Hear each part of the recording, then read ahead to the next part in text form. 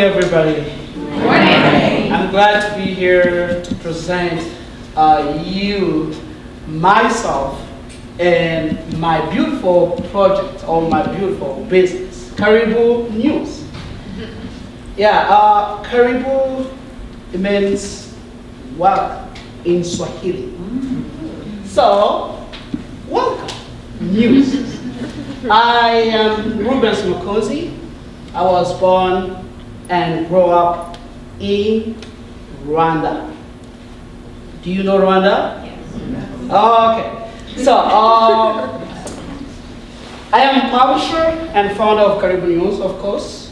Here's my contact, my phone number, my website, and if you want to visit me, my address. So, he's a little Rubens when I was little. That's my mom, but she passed away 10 years ago.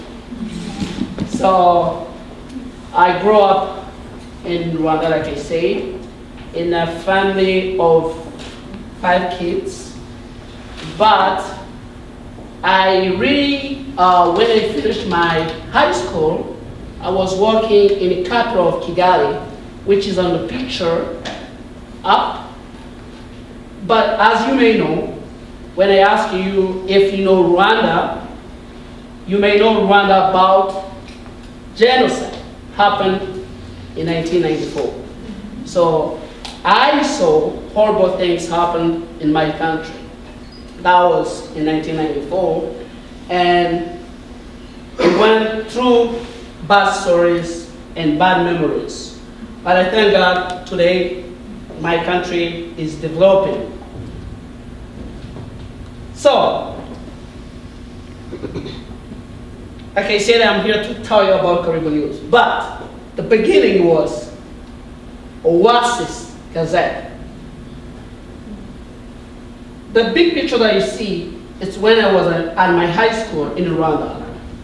That's how I started to write newspapers by hand, not necessarily machine or laptop or whatever. And I and my colleagues were writing, of course, by hand. And if you may need maybe a picture, we'll go in the paper and cut it and put it on the paper and post the paper on Blackboard. That's how I started. It was in 2003. 2009, when I finished my high school, I found a job. I was working on radio as radio presenter, but sometimes on TV. But I developed l'Oasis Gazette, which is in French, I'm sorry, to become Oasis. That was after 6 years. And then I developed the logo to become Oasis, this one. The Oasis Gazette was about education, because after 1994 in Rwanda, we had a lot of problems, and education, it was a big challenge in my country. Of course, like I said, as a journalist, having a morning show, but working for other different medias, distributing Oasis Gazette in all the country in schools. Having my morning show on radio every single morning, talking about different issues happening in the community. But 2010, 2011, of course, as you know, most of the countries in Africa, they don't have freedom of speech. It's very tough if you criticize the government. Yes, you gotta be careful when you talk. And that's why with the Oasis Gazette, I started to have troubles with my government. So the photo that you see is one of state minister in my country when he went to a school and he found that students were using phone at school. And what he did, he took the phones and, as you can see, you see what he did. And of course, my newspaper was about education. I reported. And you see how he was angry. in front of students and all school. So that's how I started my struggle. I started to have different callings, harassment, and that's why I fled my country. My first day in USA. Here is a JFK. I think it's New York City. So this is where I started my struggle in this country because of the past. You can see when I was publishing, talking on radio. So starting my struggle in this country, for the first time I came here, I couldn't speak English, seriously. All the time, I was in need to speak with my lawyer. I was in need to have interpreter to help me because I could speak French, Swahili, Kinyarwanda, which is my mother tongue, but nothing in English. I struggled, working hard with a lot of challenges, of course. Among challenges, of course, there is language, like I said. There is weather. Yes, snow, buffalo. And I had to find a job, which was difficult for me. So I couldn't go back in my career as a journalist. So I started by cleaning job, which I never thought in my life that I would be doing. So I started my life, 2013. 2015, I was saving the money by thinking what I can do for the community. All the time, I was meeting different refugees from different countries and talking with the different people. But of course, when I was working in the cleaning company, I was learning English. Oh, hi, how are you? Pronunciation. Oh, yes. So I saved money. And with a little money that I had on my back, I went to Wheatie. Wheatie, they supported my business. I started Caribbean News. And Caribbean News, when I started up, my objectives was to lead immigrants and refugees, to give them a voice, to give them opportunity, and to feel more home. Caribbean News is not only about refugees and immigrants. It's for everybody may be interested to know what's going on in the community. As you may see, Caribbean News is published in top 6 languages spoken in Buffalo. We do have over 80 languages spoken in Buffalo. That's right. We cannot publish all those languages in the Caribbean News, of course. So, but we choose 6 languages: English, Spanish, Burmese, Nepali, French, and Swahili. And hopefully we'll publish in other languages in coming days. So, Caribou is starting in 2015. Not only for refugees, like I said, having story. Everybody can say something. We do have stories. What good stories that we can share in our community? As you may know, Buffalo City is one of the cities welcoming a lot of refugees in this country. And if you see how refugees and immigrants, they are working hard. They want to forget their past. You remember when I started Oasis Gazette, working on radio, having harassment from my government?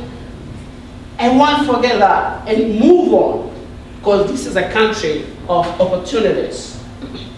But we need to speak out. So giving a voice to everybody who is in the community. Caribbean News so far has been doing good. We publish every 2 weeks, and I started by publishing 5,000 copies that I deliver over Buffalo. South Buffalo, Lackawanna, yeah. And I do have a team of 3 people working with me all the time. But I do have other freelancers and other contributors. I saw some of you here, they contributed for Caribbean News, and I really thank you so much. And of course, as we publish in different languages, we have people translating stories in those languages. You cannot imagine how people feel bad when they don't speak English. Imagine, you speak English. If you go today in Rwanda and you don't speak Kinyarwanda, what are you gonna say? How are you gonna get food? How are you gonna get house? How are you gonna get education? How are you gonna know the community without language? So Caribbean News was a solution for the community. But of course, we cannot publish in all languages, like I said, but we do the best we can. And that's why in 2016, I got an award from Rich Product and Witty to be as entrepreneur of the year. As you see on the first picture, I was with CEO of Rich Product.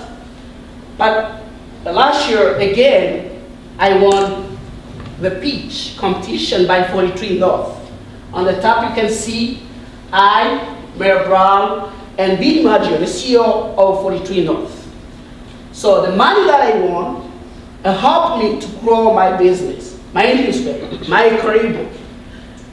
And I started, after this beautiful newspaper, I started to produce videos.